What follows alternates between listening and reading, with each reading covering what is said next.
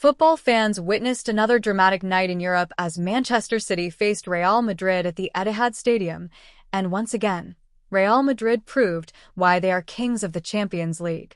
Coming into this game, Manchester City had a mountain to climb after a heavy defeat in the first leg. They needed a near-perfect performance, a comeback for the ages.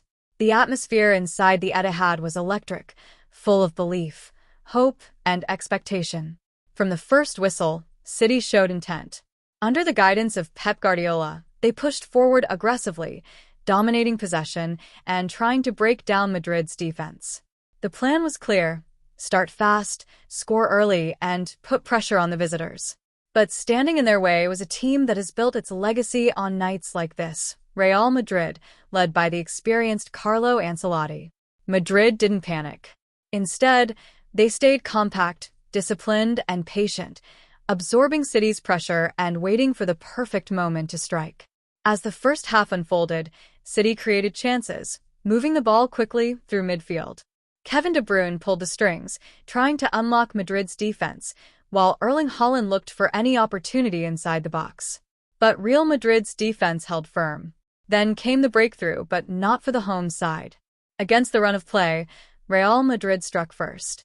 A quick transition, a burst of pace, and suddenly the ball was in the back of the net. It was a classic Madrid moment, efficient, ruthless, and perfectly timed. The goal silenced the Etihad. Now, Manchester City's task became even more difficult. They needed not just goals, but belief. To their credit, City responded. They pushed forward with even more urgency, and eventually, their persistence paid off. The home side found an equalizer, bringing the crowd back to life and giving fans a glimmer of hope. At 1-1, the game was alive again. But if there is one thing football history has taught us, it's this: never count out Real Madrid. As the game moved into its final stages, tension filled the stadium. City continued to press, but Madrid remained dangerous on the counterattack. And then, in the dying moments of the game, just when it seemed like the match would end level, Real Madrid delivered the final blow.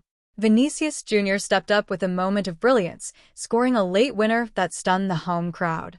2-1. Game over. The Etihad fell silent once again, while Madrid celebrated another unforgettable European night. This match was a perfect example of two different football philosophies. Manchester City dominated possession, controlled the tempo, created more chances. Real Madrid stayed compact, defended intelligently, took their chances at the right moments. In the end, it wasn't about how much of the ball you had, it was about what you did with it. And Real Madrid were clinical. With this victory, Real Madrid advanced comfortably, winning the tie 5-1 on aggregate. For Manchester City, it's a disappointing exit, especially at home. Despite their quality and effort, they were unable to overcome Madrid's experience and efficiency. For Real Madrid, it's another statement. They remain one of the most dangerous teams in Europe, capable of beating anyone anywhere. This match had everything: intensity, drama, tactical battles, and a late, decisive moment. Manchester City showed heart, but Real Madrid showed experience. And in the Champions League, experience often makes the difference. Because when the pressure is highest, when the stakes are biggest, Real Madrid find a way.